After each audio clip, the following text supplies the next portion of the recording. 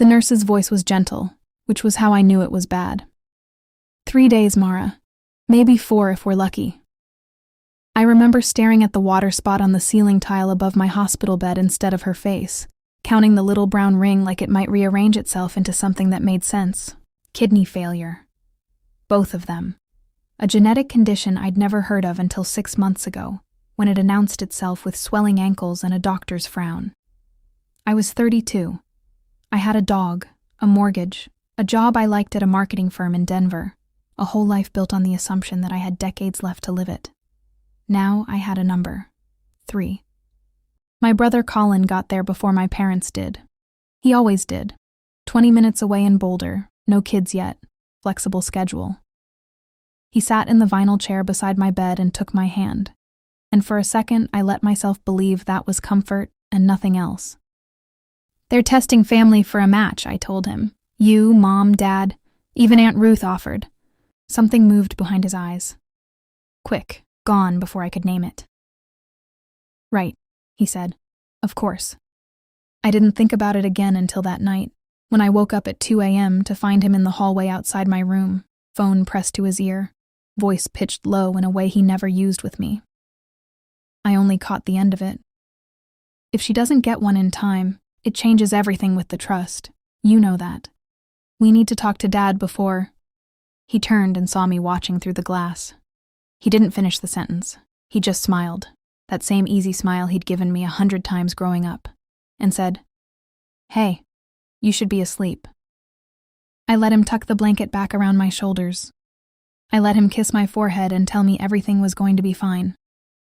But I lay there afterward, staring at that water stain again, turning his words over like a stone I couldn't put down. If she doesn't get one in time. Time for what, exactly? And what precisely would change? I didn't ask him. Not that night, not the next morning. Something told me that if I asked, I'd only get the smile again, the practiced calm. You're exhausted, Mara. You're hearing things. So instead, I did what I'd always done when something didn't add up at work. I started paying attention. My mother arrived Thursday morning with a casserole dish. She had no intention of using in a hospital room. The kind of prop people bring when they need something to hold. She hugged me too long. Over her shoulder, I watched my father hang back near the door, talking to Colin in a voice too quiet to carry, and I saw my father's jaw tighten in a way I recognized from childhood, the look he got right before a decision he didn't like. Everything okay? I asked when Mom finally let go. Of course, honey. She smoothed my hair off my forehead like I was 7. We're just figuring out logistics. Who drives you to dialysis, who takes off work, that sort of thing. It was a good answer. It was also, I would learn, not true. That afternoon, a transplant coordinator named Priya came by with clipboard results. Colin wasn't a match, which surprised no one. Our blood types had never lined up. My mother wasn't either. My father, 61 with blood pressure problems, was ruled out before he was even tested. Aunt Ruth's results hadn't come back yet. For an hour, the room felt like it was collapsing quietly in on itself. Then Colin excused himself to get coffee, and didn't come back for 40 minutes. I found out why 3 days later, when I asked my cousin Denise, the only person in my family who has never learned, to keep her mouth shut at the right moment, what the trust was that I'd overheard Colin mention. Denise went very still. You weren't supposed to hear about that yet. Hear about what, Denise? She glanced at the door like she expected Colin to materialize. Grandpa Whitfield's trust. It matures this year. The one that splits between you and Colin, when you both turn 33. There's a clause. If one of you... She stopped herself, but I watched her do the math in her face. The same math I was suddenly doing in mine. If one of you isn't alive when it matures, the whole thing goes to the surviving sibling. All of it, not split. Colin's known about the clause for months. He had a lawyer look at it back in March. 2 months before my diagnosis even had a name. I sat there with an IV taped to the back of my hand, doing arithmetic I never wanted to do, counting backward from a payout to a birthday to a phone call in a hallway, and I understood, with a coldness that had nothing to do with the hospital air conditioning, that my brother had known something about my future long before I did. I didn't confront him. Not yet. If Colin had been planning something for months, I wasn't going to hand him a warning shot with 3 days of dialysis-fogged energy left in me. So I did the one thing that had always worked for me at the marketing firm when a client's story didn't add up. I started building a file. I asked Priya, the coordinator, a question I should have asked on day 1. How does the matching database work? If a donor comes forward privately, does it show up automatically? Not always, she said. Sometimes families arrange direct donation outside the registry. We just need consent and compatibility. That stayed with me. If Colin knew he wasn't a match and he'd hired a lawyer in March, then whatever he was doing wasn't about saving me. It was about something else entirely, and I needed to know what before I ran out of days to find out. My father cracked first. I caught him alone Friday night, refilling my water pitcher because he needed something to do with his hands, and I asked him flat out about the trust clause. He set the pitcher down very carefully, like it might shatter if he moved too fast. Colin came to us in March, he admitted. Said he wanted to understand his financial position if things went a certain way with your health. We didn't know you were sick yet, Mara. None of us did. He said it was hypothetical. Was it? My father wouldn't look at me.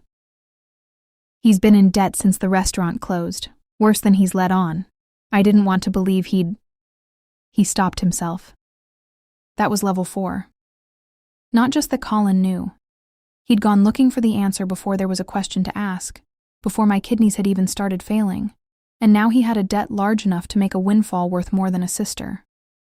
I called Aunt Ruth myself that night, the woman everyone in the family treated as the harmless one, always baking, always asking about your job like she actually remembered the answer. Her test results had come back that morning.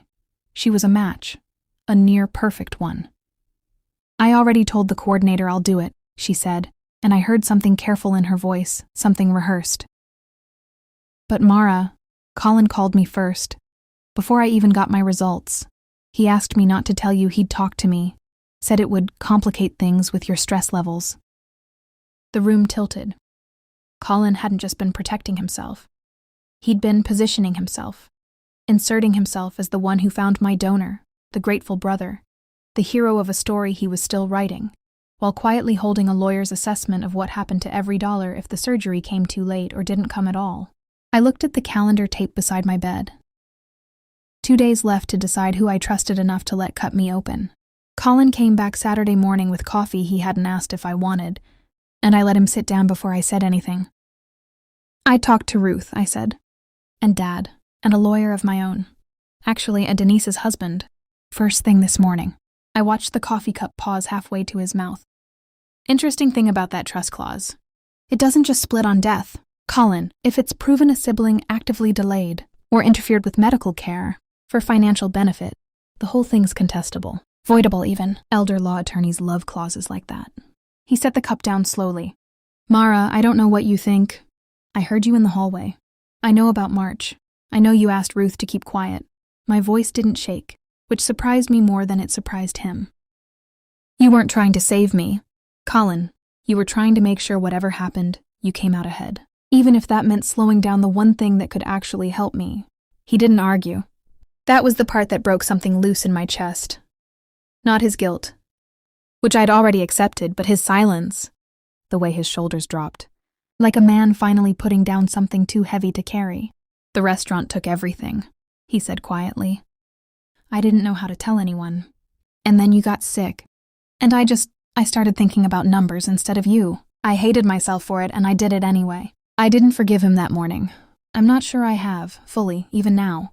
But I let Ruth's surgery go forward 2 days later, in an operating room in Aurora, with my father holding my hand on one side and Denise on the other, as not Colin. He wasn't in the room. He was in the waiting area where I'd asked him to stay, close enough to know I'd survived, far enough that I could choose, for the first time in this whole ordeal, who got to be near me in the moment that mattered most. I woke up with one of my aunt's kidneys doing quiet, unglamorous work inside me, and a family that looked different than it had 3 days earlier. Smaller in trust, but more honest. Colin and I are still rebuilding, slowly, on my terms now, not his timeline. I think about that water stain on the ceiling sometimes, how I stared at it counting down days I thought I understood. What I didn't understand yet was that the real countdown wasn't to my death. It was to how well I'd learned to see the people around me before it was too late to matter.